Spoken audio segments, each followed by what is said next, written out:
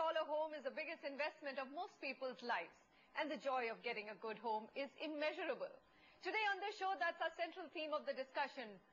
What do the good guys do? Which sets them apart? So that's what we're going to do with a panel of developers who, according to our report card of timely delivery, have topped the list. And also on our panel, well-known architects and consultants on how some of them in the industry are able to get it right. With me today, Chetan R. Shah, VC, Marathon Group. Also Kalhan Mattu, Director, Planet 3 Studios, Architecture. Here with me in the Delhi studio, Vineet Relia, Managing Director, SARE Homes. Sachin Sandhir, Managing Director, RICS South Asia. And also joining me, Anshuman Magazine, CMD, CBRE South Asia. Gentlemen, thank you very much for joining me. I think we are constantly being told that over 600 shows and almost over 2.5 years of doing the property show, that we've bashed developers at least 500 times. Well, it's time to actually acknowledge the good work done as well. Execution delays, we know, can't be completely eliminated. There are multiple factors ranging from approval delays to labor issues. But there are developers who, with their expertise, have managed to bring these delays down considerably. So, let's give you the track record of the best developers, because last week and the week before you did get the track record of the worst as well. But we are going to balance it out and tell you who are the good ones. Now, let's start with National Capital Region, which Pan-India has the worst record of delivery. Let's look at the best ones now, because you need to know their names as well. SARE Homes tops the list there. IDEO Management, 3C Group, Vatika Group, Mahagun Group, Gorsons India, and Paras Buildtech. These developers are the ones who have, with minor delays, and when we say minor delays, it's 12 to 14 months. The business is a long gestation one. It's dependent, as we said, on approval, so that's something which is acceptable and all right. Developers with a steady track record in the Mumbai market, and they are actually ranked in terms of certain parameters by Prop Equity Research. Dosti Group tops the list, MMR. Marathon Realty follows very, very closely. Kalpatru comes next. Sangvi Group, Ravi Developers, and Ekta World. So that's the list for Mumbai region. Also Bengaluru, a market which actually has a long list of developers. It was tougher to cull out the top ones there. Puravankara Project, Shobha Developers, Mahavir Reddy Structures, Prestige Group, and Brigade Group. So a lot of the names very familiar. New players obviously recognizing the need to deliver in time and deliver quality. So let's divide our discussion in a couple of parts, but the biggest one, timely delivery. What does it take? Let me start with Vineet Relia here. Vineet, top the NCR chart, but that's also because there's no legacy. You knew all that was wrong in the India market. So, you know, you came with a lot of learnings, isn't it? Yeah, that's right. In fact, when we started, we first thought, let's sit and analyze what was going wrong according to us. And some of the key parameters which came out, like we said, first thing, we've seen a lot of developers, focusing on insourcing. They would do everything in-house, from even the construction practices to design, detailing, design. So we said, no, we're going to follow, we want to build a scalable business. The first rule is we'll outsource everything. Right. Now that leads to my second point, where we have the advantage of riding on a lot of external expertise, because you could be actually riding on n number of consultants across geographies, across nations, and you could pull in the resource you want at any point in time. If you're focusing on in-source, you kind of in a way stuck with the people you're working in, and you just can't go out. Important point, outsourcing. The third point which we said was, yes, we want to have a national focus rather than a local focus, because you can have market issues and dynamics which at times will slow down project. Could be approval related issues, could be a market issue, could be anything. So it's very important as an organization, if you want to build a scalable thing, you got to have a national focus. You got to divide your risk. Then there was a classic, which we've spoken about the show on many times, is the lack of liquidity.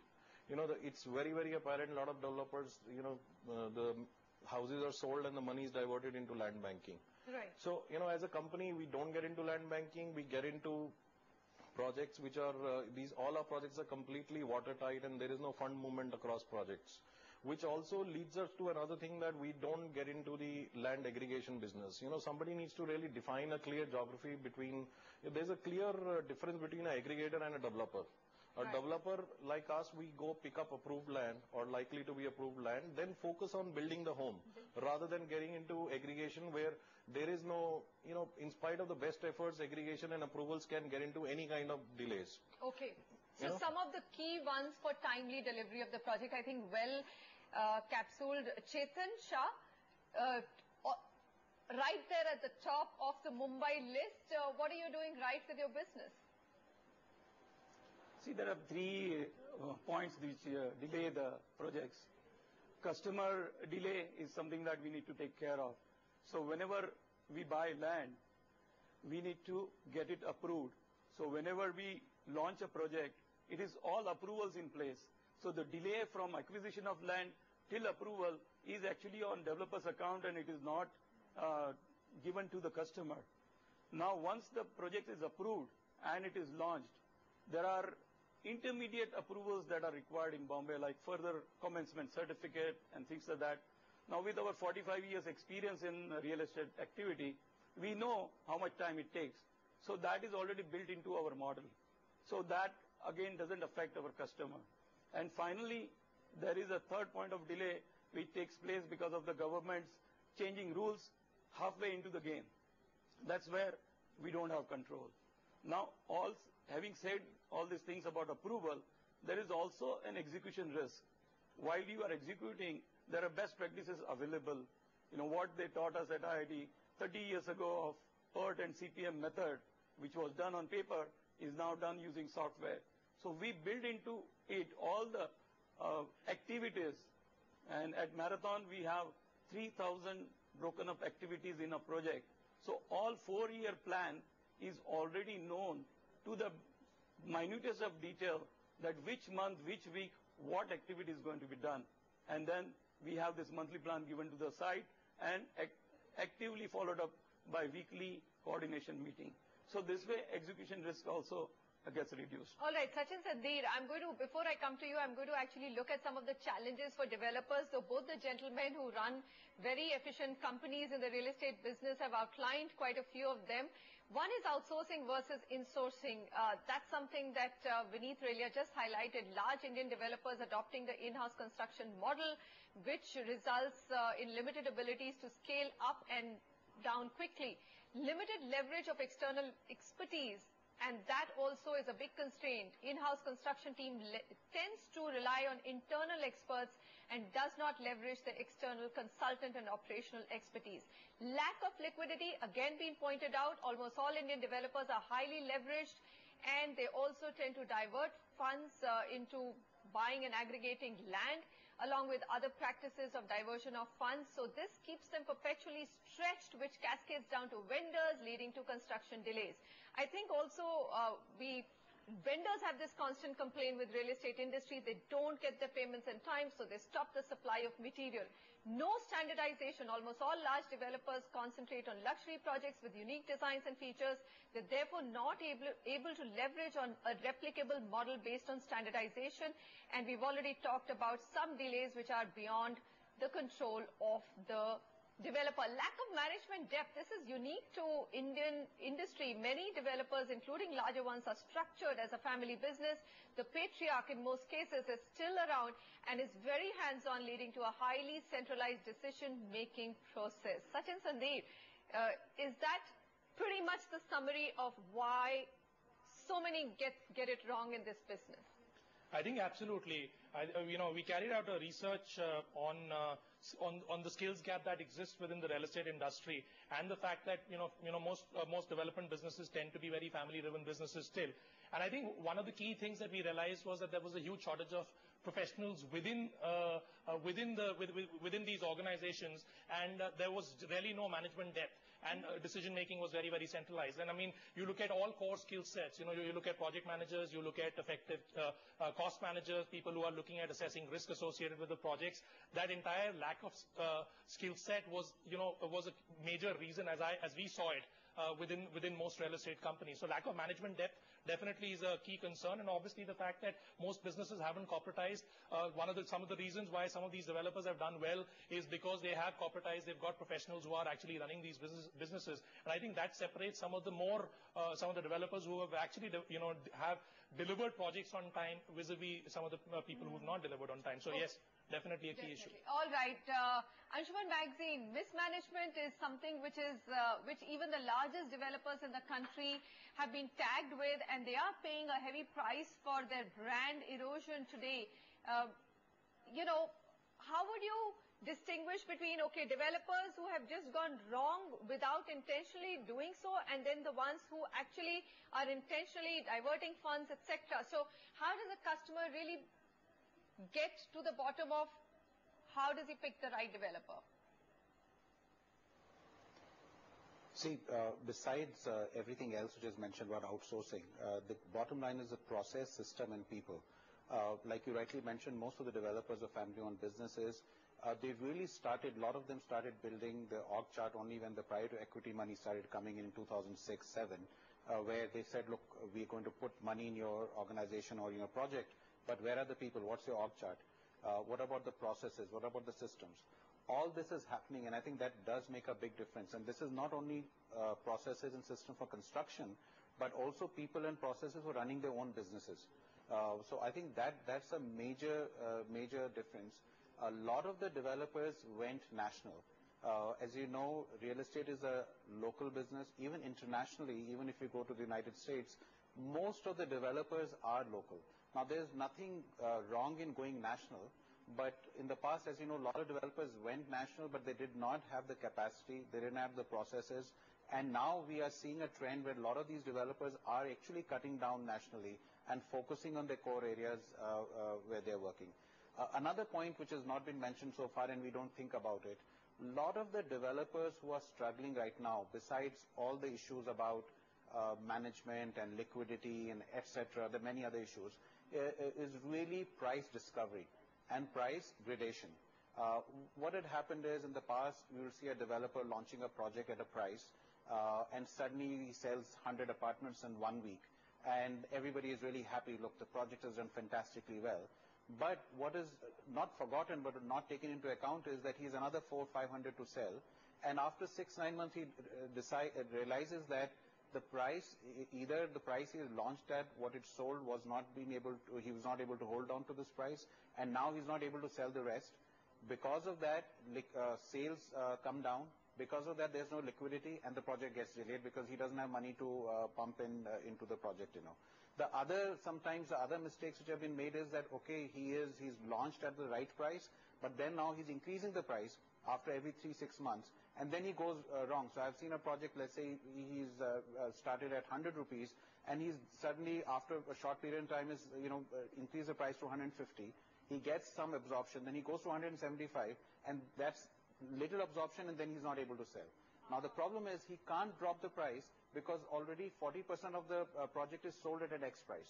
So this is also a critical factor for delay in projects which we have not discussed so far, and we don't think about it. Anshuman, that's a very, very smart point that you raised. In fact, we also know, and this was discussed very recently in the MCHI CREDAI AGM on how, there was an expert who very openly said developers also tend to hold on in the hope that FSI will be increased. So not only pricing, but there are a lot of reasons, isn't it, Mr. Shah, where developers actually end up holding on to projects. But we'll come back to that a little bit later.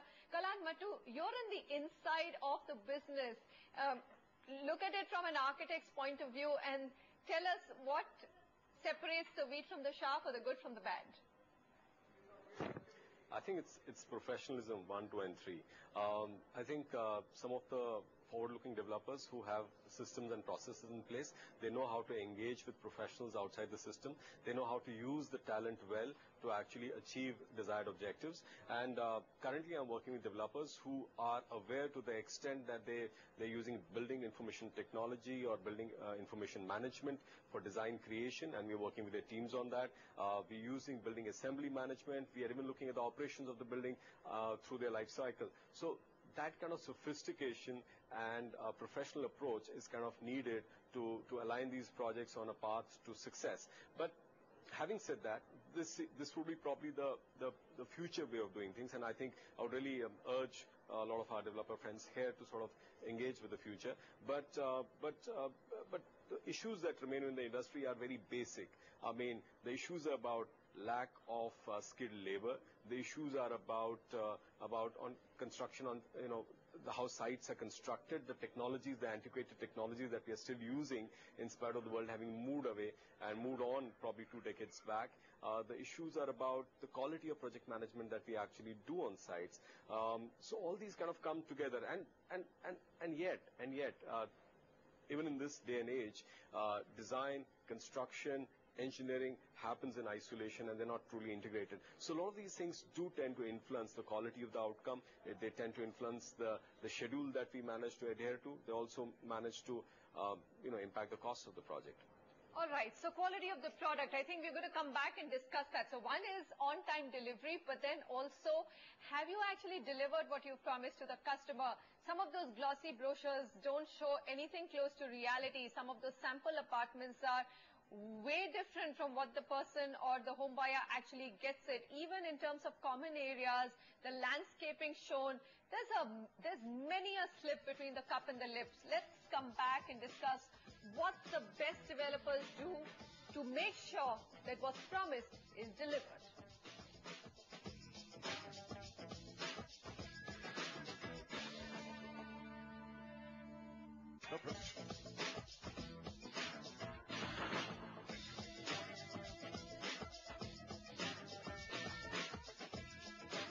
What are the best practices in real estate in the country which allows some developers to excel and actually deliver projects in time with quality is what we're discussing today. We've already shown you the report card of some of the top developers in NCR, in Mumbai region, and in South India. We will, of course, bring you the names again at the end of the show. It's important that you know who are the ones who really made the cut. Meanwhile, we've discussed on how to make sure that you deliver on time. What about delivering quality? Kalhan Matu, just before the break, you were talking about just the design, construction. What is the Indian consumer getting for the money that he's spending compared to, let's say, let's not go to a Singapore and take an example of Singapore or of the United States or Dubai, but let's just go to other countries which are closer to us on the scale of development, and tell us how far behind are we? Unfortunately, the only parameter on which you can match properties outside India is the price that they command in the market. Everything else, frankly, is quite poor. I mean, the quality of design that we do here needs a lot is desired there. A lot of improvement required there. The quality of construction, everybody knows about it. I mean, and we know the challenges there. The quality of thought that goes in the performance of the buildings and how they'll perform over time through their life cycle is something that's also fairly behind its time.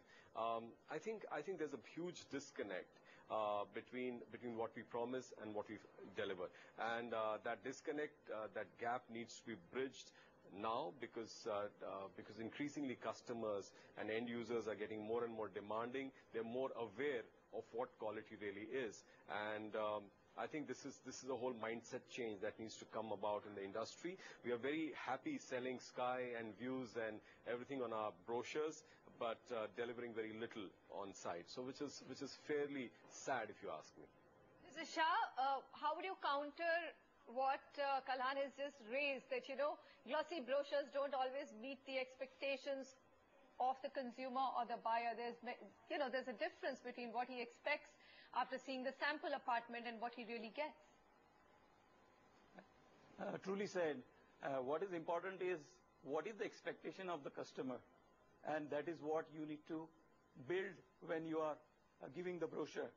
So at Marathon, we have always had a policy of under-promising and over-delivering.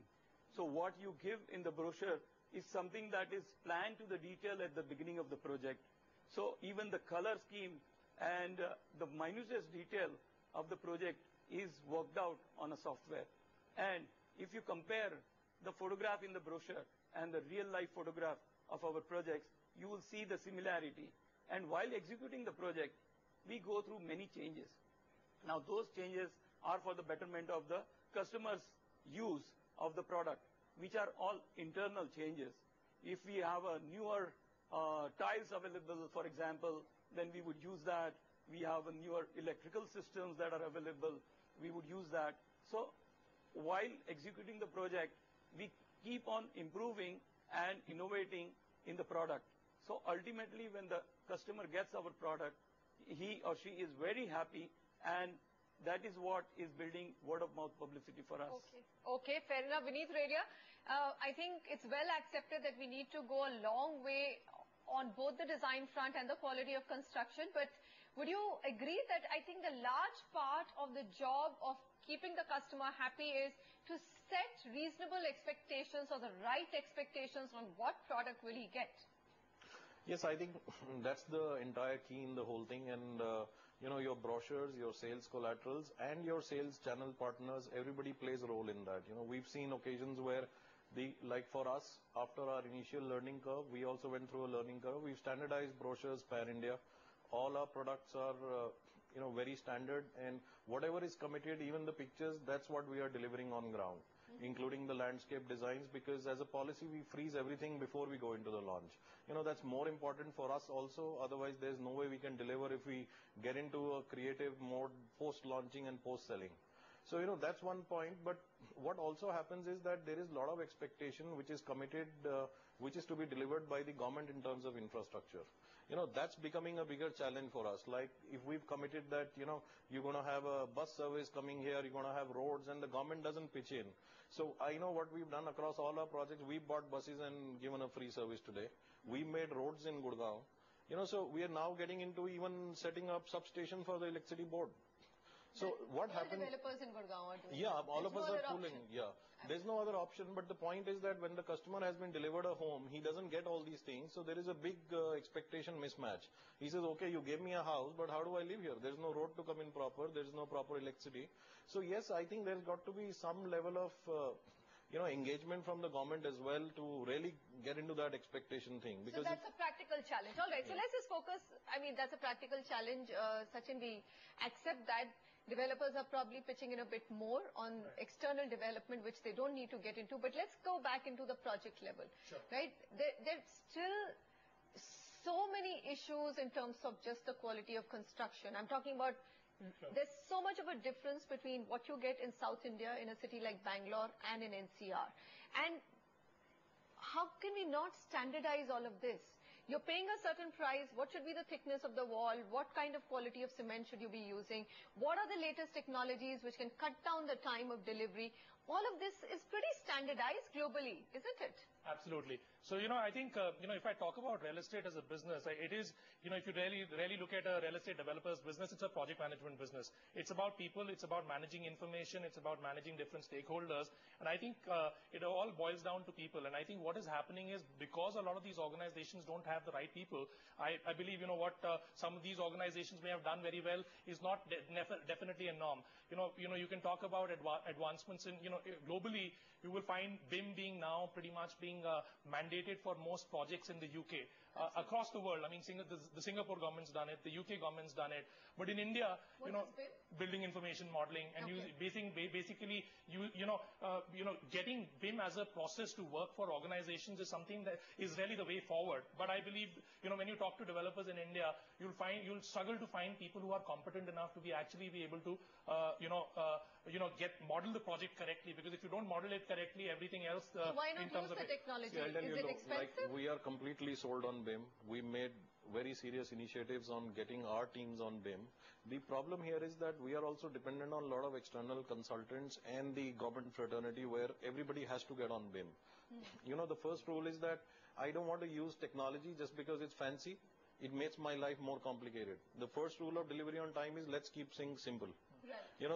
It's not that I cannot do it without technology. Yes, if I had that, I can do it much better. All right. So we've done it, we've tried doing it, but we've not had 100% success because engineering and planning design is still not done at 100% precision level in India. Okay, fair enough. So, but adoption of new technologies is a way forward. And that's something which should be, now shouldn't be much of a hesitation in adopting new technologies, new construction processes, new standards. Anshuman Magazine, I mean, what will it take for Indian real estate industry to get to a global level in both construction quality and design? I mean, why is there such a huge gap? I keep hearing about the fact that there aren't trained people. We're a country of 1.2 billion people. Why don't we have enough skilled labor and the rest of it which can bring this up? First of all, on a positive note, I must say there is quite a bit of improvement in the quality of residential apartments, office building, retail you see today vis-a-vis 10 years. So there is a significant improvement. But are we anywhere close to international standards? We are not. There are few examples where there are some projects which are close to international standards. But overall, certainly we have a long way to go. In fact, why go to United States? You go to China, you go to Malaysia, Thailand. They have better quality buildings than we do, which is quite disappointing. I think market forces is going to change this. As the consumers demand, more better quality, as the competition increases, and we are already seeing this. So today you see residential apartments with, better design, better materials. And when the supply increases, when the competition increases, the developers will be pushed to make sure that they do better planning, put better technology. The fact is, somehow we assume that the developer community does not understand it. They're not stupid, they know it. There are people out there. It's the question of adopting it. I think in India, so far, it has been quite easy in the past because it's really was a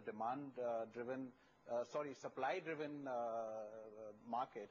And that's going to change. And when it changes to demand-driven, all this will come in.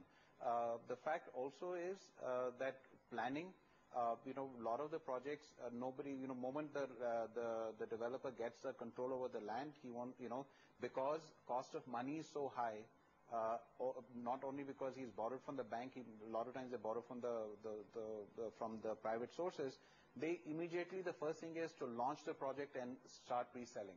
Because A, the cost of money is high, B, they have to, then put the same money into construction, etc.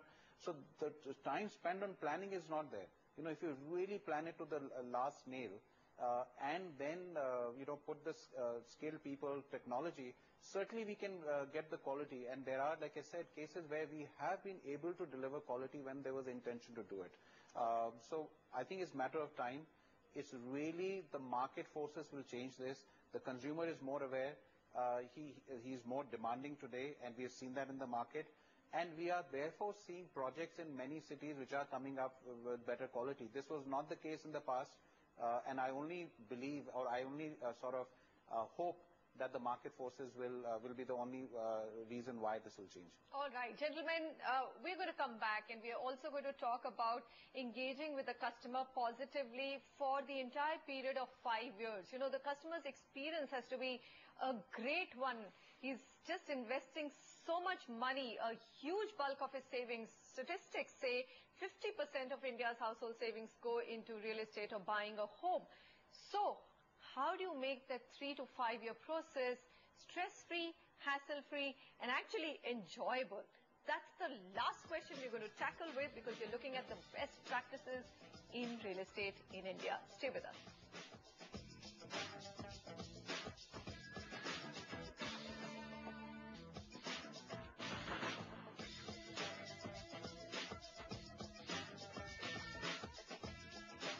Welcome back. How do you make the customer interaction a happy one when it comes to buying a home? This is something you go out and ask any buyer of real estate in the last 5 years. Has it been a hassle-free buy? Has it been a hassle-free engagement? Or has it been more than that, a joyful engagement? That's where the real estate industry needs to reach. Let me come to you, Vineet Relia. What do you think? I mean, do you feel that your customer has actually had an enjoyable experience engaging with SARE Homes, or in the current circumstances, just a hassle-free one? No, I think initially we also had challenges where we felt that there was a bit of a stress coming on the customers, and every time we would send in only collection calls. Typically, developers were only making collection calls to people, and there was no other That's all correspondence. that I've got from my developer. So what we did was, and we noticed that there was a lot of huge expectation mismatch. So what we do is the moment the sales is log in, we do a welcome call first, and we set the expectations right. This is what you bought, this is what you're going to get. Then what we do is we engage the customer on social media where there's everyday information flow going out into the customers in terms of updates. Even if there is an issue on a site, we just send it out to the customers. Information. You're okay to share information. So we've gone on a very, very proactive approach to share information so that, he's not surprised by an element one day and he gets up in stress and starts calling. So the idea is that we become very proactive in terms of sharing information, exploiting the social medias and emails and construction updates and even the local geographical updates. This is what is happening in Gurgaon, this has happened new. So that's really helping that a lot of people have started appreciating that, and a lot of people now look up to our updates on social media. So that's one big plus we've seen. So being forthcoming and constantly engaging with the customer, Mr. Shah, what is it that you do to delight the customer? See, when customer is buying, he is actually getting only a piece of paper when he is booking the flat. Later on, when the whole process of 5 years takes place, that is where his experience gets built up. Initially, the customer needs to be taken through registration processes, the documentation, and other things. So there is a different skill set that is required to engage with him. Once that is done, there is, like my friend mentioned, about the collection of funds and how to get bank loans. There is a different skill sets are required. So we have different sets of people who would interact with them. There would be initial marketing team, then there would be a customer care team, and there would be a maintenance team post delivery. So the experience all throughout is given by people who are expert at delivering those points of connection with the customer. And that is what has led to customer delight in all our projects. Kalhan Mattu, final question to you. You think that the current product is delightful enough for the customers, or do you think that we in India have got used to just getting a product in time and we are happy?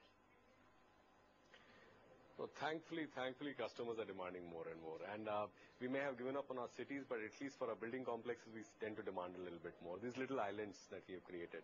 But having said that, I think I want to link this to the earlier question about the quality. I think there's this issue that we have in India where let's say in Bombay, if X is my fee for a project, probably about 30x is the cost of construction, and about 3000x is the price at which you're selling it in some of the areas.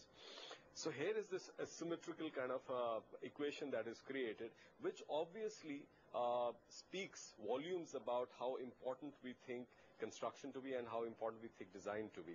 So somewhere, if the customers need to be delighted, if customers need to be engaged, if customers need to be given spaces that they can be proud of, then we need to create designs of the quality, and we need to buy the skills of that quality to create those designs.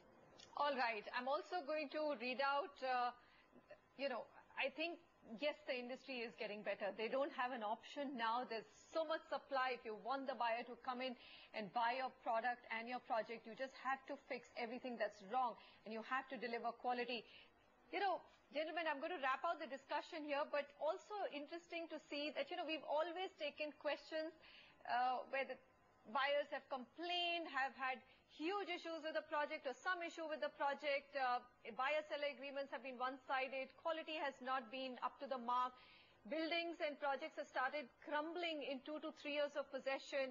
We've also got some nice ones, and I think I'm going to read out one. This is an LDECO testimonial which came to us, Harpal Goswami. He said he actually thanked the LDECO developers and said really nice things about building a colony in Sonipat. And this is a retired couple who said it was handed over in time, wide roads, and we're very thankful for it. So it's not that buyers are not grateful. They are extremely grateful if you give a good product. And I'm going to wrap out again with a report card because it's good to get that word out on who are the developers who are doing a good job. SARE Homes, IDEO Management, 3C Group, Vatika, Mahagun, Gorson, and Paras Buildtech made the cut on the research by Prop Equity in the list of the top developers in NCR when it comes to timely delivery and also quality promise. MMR, there's Dosti Group, Marathon Realty, Kalpatru, Sangvi Group, Ravi Developers, Ekta World. And in Bangalore, we have, of course, all the four big names, Purvankara, Shobha, Prestige, Brigade, and also Mahavir Reddy Structures. So another, not a pan-India developer, a Bangalore developer who's made the cut in terms of quality and delivering in time. Good positive engagement with the customer. Anshuman Magazine, Mr. Shah, Kalhan Mattu, Vineet Relia, and Sachin. Thanks very much for joining me on this show today. I'm going to wrap out, and I hope more number of developers make the list next year, and the industry just keeps raising the bar for itself. Goodbye.